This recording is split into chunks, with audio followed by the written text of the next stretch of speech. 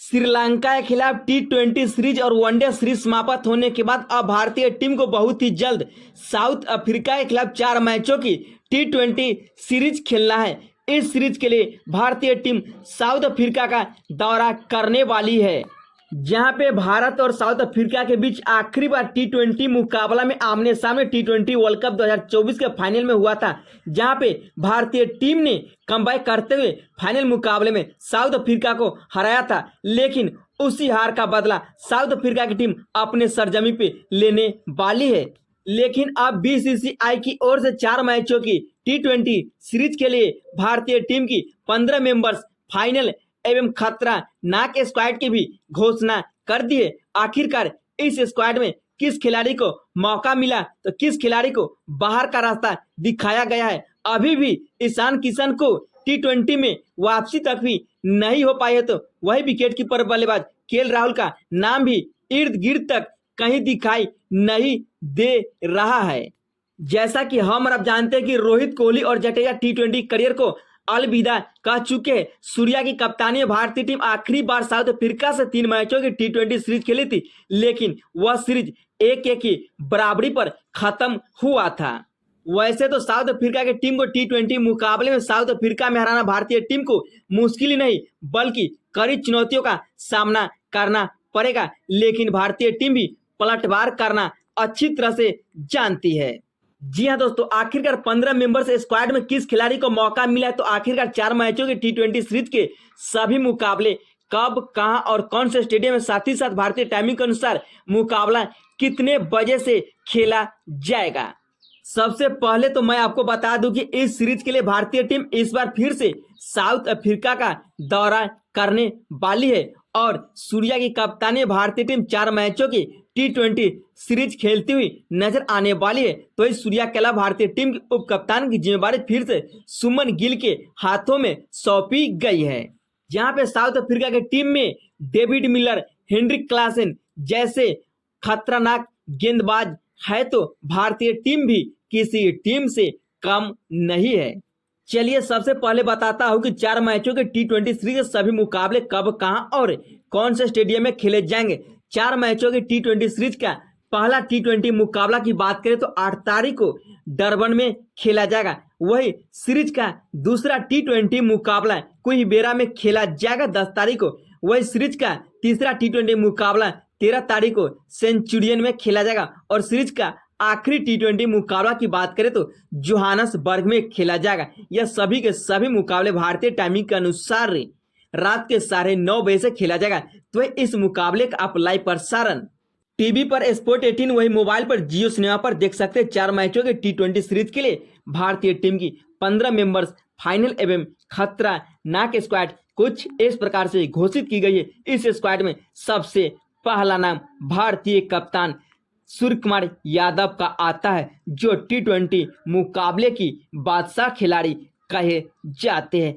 अब सूर्यकुमार यादव भारतीय टीम की परमानेंट टी20 के कप्तान बन चुके हैं। सूर्या की कैच की बदौलत भारतीय टीम टी20 वर्ल्ड कप 2024 का फाइनल मुकाबला अपने नाम किया। उसके बाद श्रीलंका के खिलाफ टी20 सीरीज में सूर्या की कप्तानी भारतीय टीम 3-0 से अपने नाम किया। लेकिन अब साउथ अफ्रीका को साउथ अफ्रीका में हराना भारतीय टीम के लिए एक कड़ी चुनौती जैसा होगा क्या, जहां पे सूर्या अपनी कप्तानी भारतीय टीम को फिर से इस बार टी20 सीरीज जिताने में सफल हो पाते हैं। वही स्क्वाड में दूसरे नंबर पर टीम इंडिया के उप कप्तान प्रिंस सुमन गिल को शामिल किया है। जी हाँ दोस्तों, वैसे भी सुमन बेहतरीन ओपनर बल्लेबाजों में से एक माने जाते हैं, जो अपने पारी की आगाज अनोखे अंदाज में करते हुए नजर आते हैं। 24 साल के सुमन गिल की बात करें तो अभी तक 21 टी20 मुकाबले के 21 इनिंग में 4 अर्धशतकीय पारी और 1 शतकीय पारी के सहारे 600 के करीब ही रन बना चुके हैं। यानी इस दौरान इनका स्ट्राइक रेट पावर प्ले में 170 का होता है, तो वही मिडिल ऑर्डर में 140 के आसपास रहता है, जो कि ओपनिंग की आगाज करते हुए नजर आएंगे। और बतौर खिलाड़ी कमाल की ओपनिंग की आगाज करते हुए नजर आते।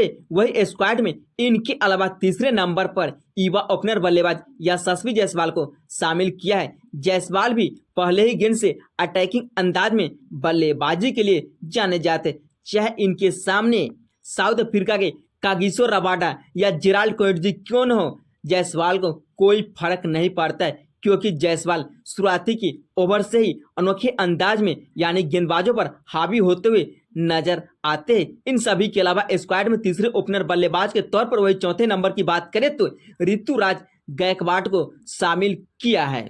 गायकवाड एक शानदार के बेहतरीन बल्लेबाजों में से एक माने जाते हैं, जो मिडिल ऑर्डर और ओपनिंग की शुरुआत करना अच्छी तरह से जानते हैं। ऋतुराज गायकवाड की बात करें तो 27 साल के ऋतुराज गायकवाड 23 टी20 मुकाबले खेले, जहां पे 145 के स्ट्राइक रेट, 4 अर्धशतकीय पारी और 1 शतकीय पारी के सारे अभी तक 633 रन अपने बल्लेबाजी के दम पे जड़ चुके। हाल ही में खेले गए जिम्बाब्वे के खिलाफ 5 मैचों की टी20 सीरीज में कमाल के प्रदर्शन दिखाने के बावजूद भी हर टी20 सीरीज में इन्हें मौका नहीं मिल रहा है, लेकिन अब बीसीसीआई ने इन्हें साउथ अफ्रीका के खिलाफ होने वाले 4 मैचों की टी20 सीरीज के लिए भारतीय टीम के स्क्वाड में जगह दिया है। वही स्क्वाड में 5वें नंबर पर रिंकू सिंह को शामिल किया है। रिंकू किसी नाम के मोहताज नहीं है। साल 2023 के आईपीएल में यश दयाल के आखिरी के 5 गेंद और 5 छक्के जड़ने के बावजूद भी इन्हें टी20 वर्ल्ड कप में जगह नहीं मिला, लेकिन अगले साल बड़े टूर्नामेंट के लिए रिंकू सिंह पूरी तरह से तैयार हो चुके हैं।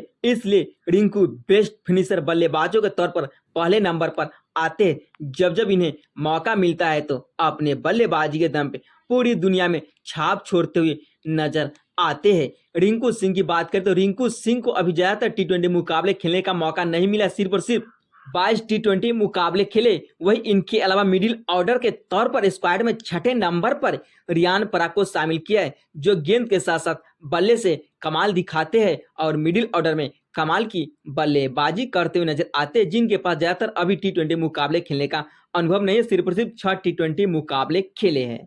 वही स्क्वाड में 7वें नंबर पर विकेट कीपर बल्लेबाज संजू सैमसन को फिर से एक बार मौका दिया, क्योंकि साउथ अफ्रीका के खिलाफ संजू सैमसन का बेहतरीन का प्रदर्शन है। वनडे मुकाबले में साउथ अफ्रीका के सरजमी पे 1 शतकीय पारी भी खेला था, लेकिन टी20 मुकाबले में भी संजू सैमसन अपने बेहतरीन बल्लेबाजी के लिए जाने जाते हैं और शानदार के बेहतरीन दाएं हाथ के विकेट कीपर बल्लेबाजों में से भी एक माने जाते, जो अपनी काबिलियत के दम पे मुकाबले को किसी वक्त पलटने की चाहत रखते हैं। इसलिए फिर से इन्हें भारतीय टीम के स्क्वाड में मौका मिला है। वही इनके अलावा दूसरे विकेट कीपर बल्लेबाज के तौर पर भारतीय टीम के स्क्वाड में लेफ्ट हैंडेड विकेट कीपर बल्लेबाज ऋषभ पंत को शामिल किया है। 26 साल के ऋषभ पंत अभी तक 76 टी20 मुकाबले खेले हैं, जहां पे अपने बल्लेबाजी के दम पे 127 की स्ट्राइक रेट से 1209 रन जड़ चुके। अभी तक कोई शतकीय पारी पंत के बल्ले से देखने को नहीं मिला है, तो 3 अर्धशतकीय पारी खेल चुके हैं, जो हाल ही में श्रीलंका के खिलाफ कमाल की पारी खेली थी, तीनों टी20 मुकाबले में। और टी20 वर्ल्ड कप में भी साउथ अफ्रीका के खिलाफ कमाल का प्रदर्शन दिखाया और विकेट के पीछे अपनी विकेट कीपिंग के लिए जाने जाते हैं।